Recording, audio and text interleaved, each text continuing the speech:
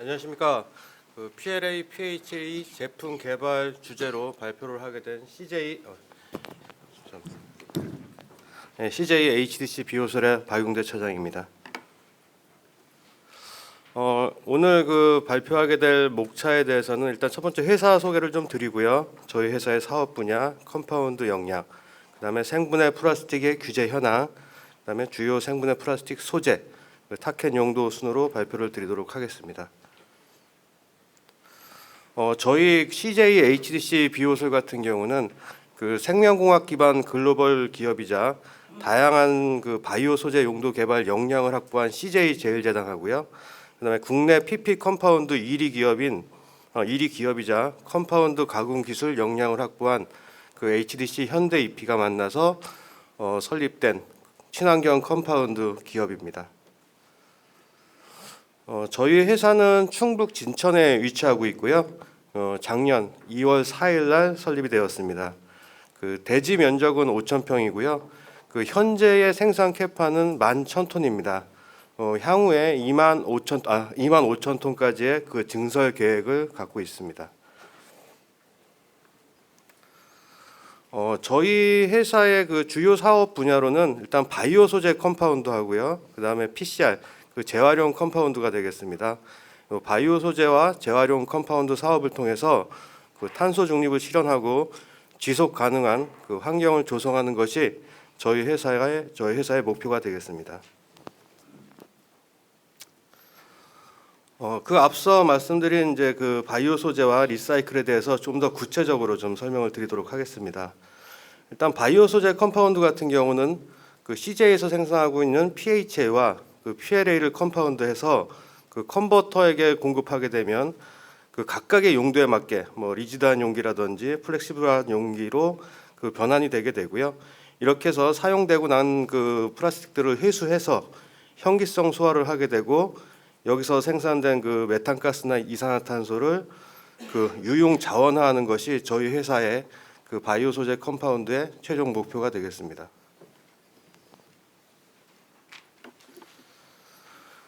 다음으로는 재활용 PCR 컴파운드에 대해서 소개를 드릴 텐데요.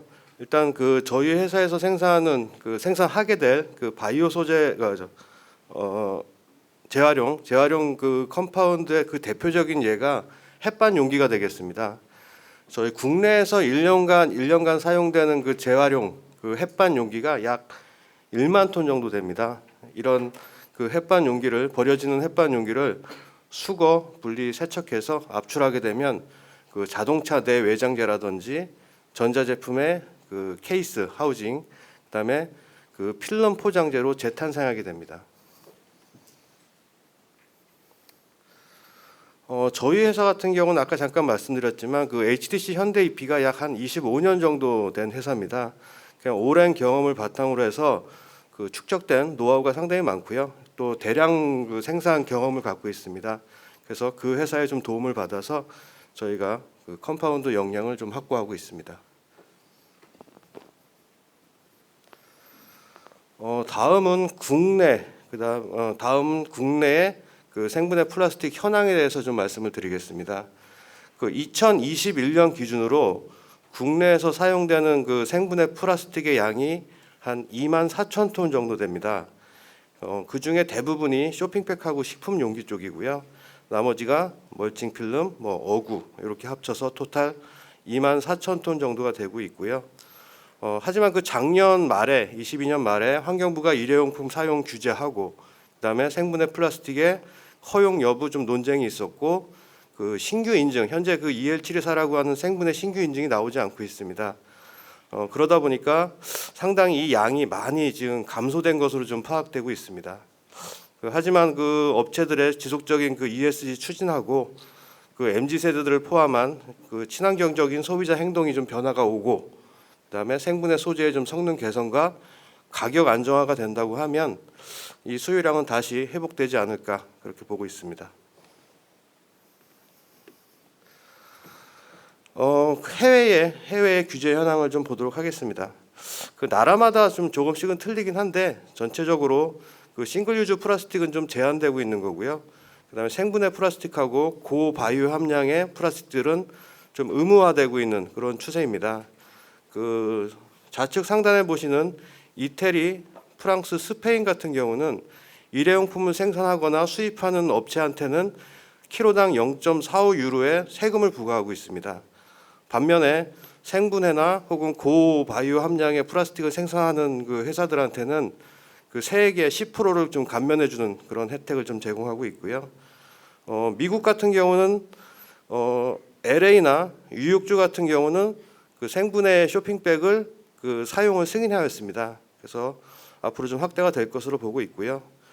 그다음에 이제 중국 같은 경우는 사실 플라스틱 소비가 제일 많은 나라입니다. 근데 이 중국도 2020년부터 그 일회용 플라스틱을 생산하거나 사용을 좀 제한하고 있고, 특히나 쇼핑백 같은 경우는 25 마이크론 이하, 그다음에 멀칭 필름 같은 경우는 10 마이크론 이하의 그 봉투는 사용을 금지하고 있습니다. 이제 호주 같은 경우는 하단에 이제 호주 같은 경우는 2025년부터 모든 플라스틱 용기를 재활용, 다회용, 그다음에 생분해 용기만 사용하게 하고 있고요. 그 사용하고 남은 그 생분해 소재들은 다시 퇴비까지 하는 가장 그 선진화된 그 나라라고 좀 볼 수 있겠습니다.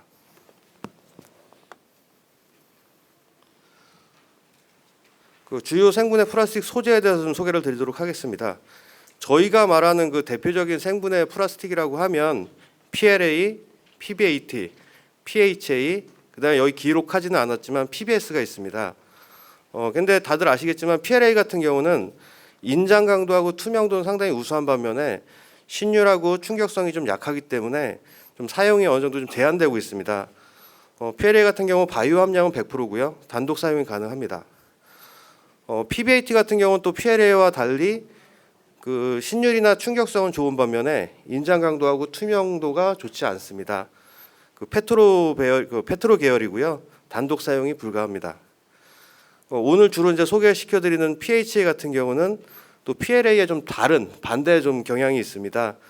신율하고 충격성은 좋고 인장 강도는 좀 떨어지고 바이오 100%고요. 그다음에 단독 사용은 좀 불가한 그런 수지라고 보시면 되겠고, PHA가 좀 뒤에 또 소개를 드리겠지만 종류가 좀 여러 가지가 있는데, 그 APHA 같은 경우는 단독 사용이 안 되지만 SC나 CPHA 같은 경우는 단독 사용이 가능합니다. 생분해 등급입니다. 생분해 같은 경우는 그 분해 환경에 따라서, 분해 조건에 따라서 산업, 가정, 토양, 해양 이렇게 네 가지로 좀 분류가 되겠습니다. PLA 같은 경우는 산업 인증만 받았고요. PBAT, PBS는 산업, 가정, 토양까지 생분해 인증을 받은 수지가 되겠습니다.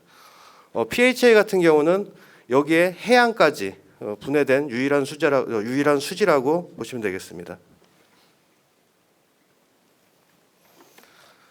PHA를 좀 더 구체적으로 좀 말씀드리면요. PHA 같은 경우는 그 미생물의 세포 안에 존재하는 바이오 폴리머입니다. 그 종류에 따라서 한 150종류 정도가 되고요.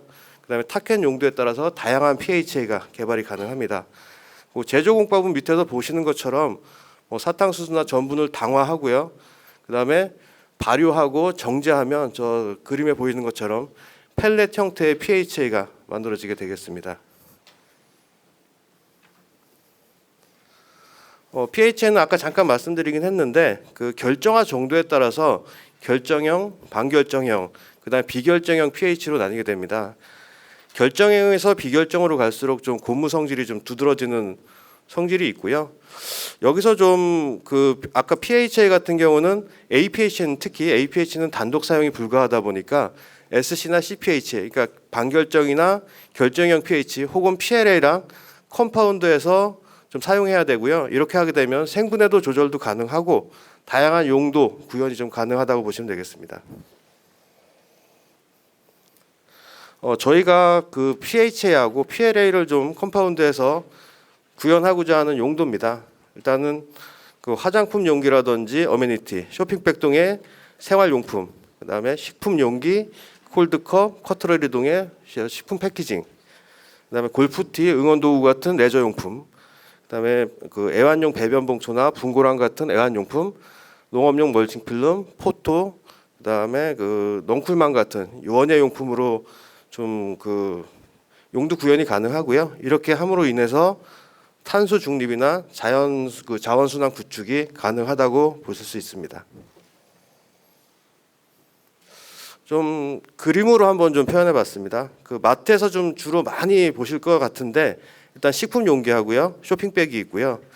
그다음에 그 커피숍 같은 데서 많이 사용하는 콜드컵. 그다음에 가정이나 호텔 등에서 사용하는 어미니티나 화장품 용기.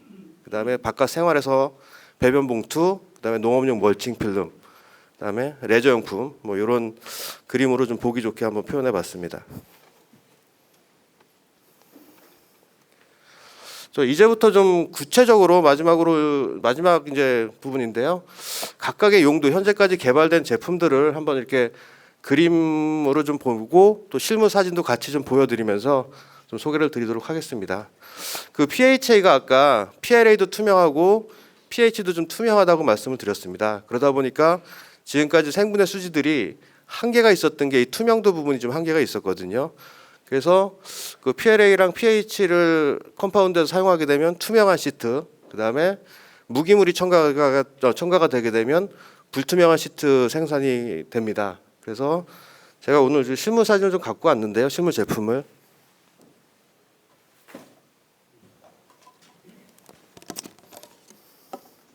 요것이 이제 PLA랑 PHA가 섞인 투명한 용기고요.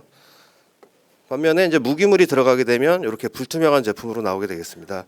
근데 식품 쪽으로 사용하려다 보면 상당히 투명도를 요구하기 때문에 PLA랑 pH 조성이 상당히 좀 가능성이 있고 일부 좀 적용되고 있는 그런 상황입니다. 사출을 활용한 그 용도 쪽인데요. 일단 어미니티하고 레저용품 쪽 주로 다 사출 제품인데 일단 뭐 칫솔, 골프티, 면도기 이런 부분이 저희가 현재 지금 양산을 하고 있고 시판하고 있는 제품군들입니다. 마찬가지로 그 사출 같은 경우는 좀 무기물 좀 처방을 좀 하고 있고요. 뭐 원가적인 면도 있고 가공적인 면도 있는데 좀 무기물을 처방하고 또 생수병이나 일반 용기처럼 좀 투명해야 되는 부분에는 무기물을 제외하고 이렇게 용도 조성을 꾸리게 되겠습니다.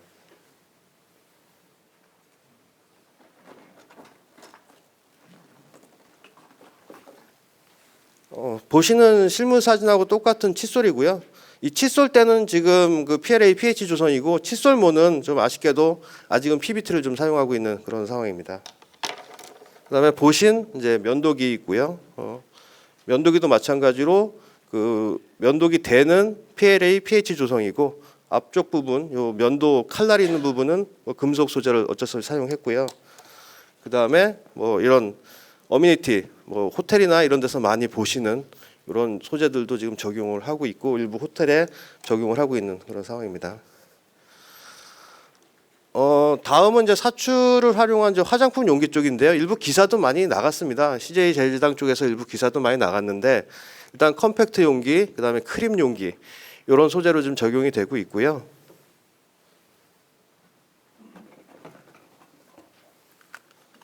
보시는 이제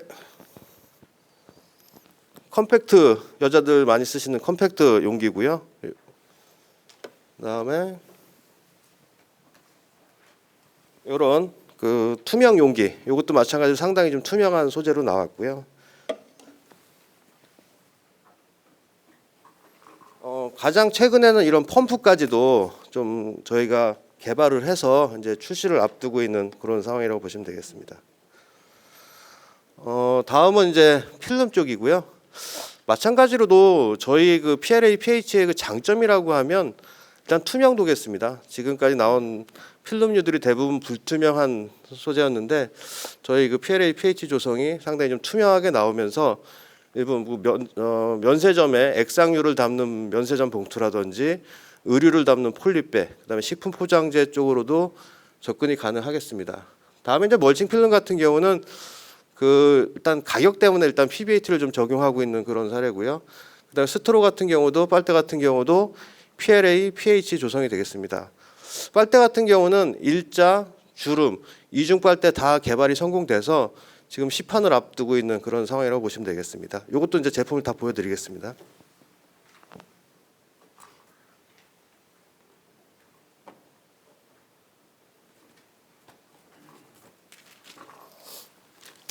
이게 빨대고요.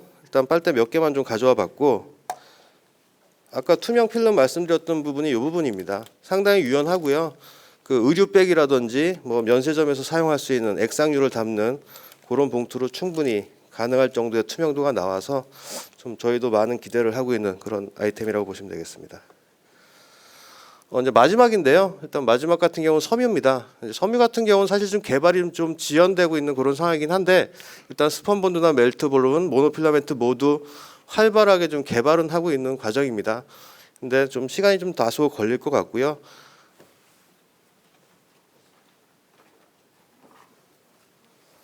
이 제품 같은 경우는 모 회사에서 그 생산한 이제 티백을 하게 될 파이버 생산을 해서 티백으로 적용하게 될 그런 이제 파이버라고 좀 보시면 되겠습니다.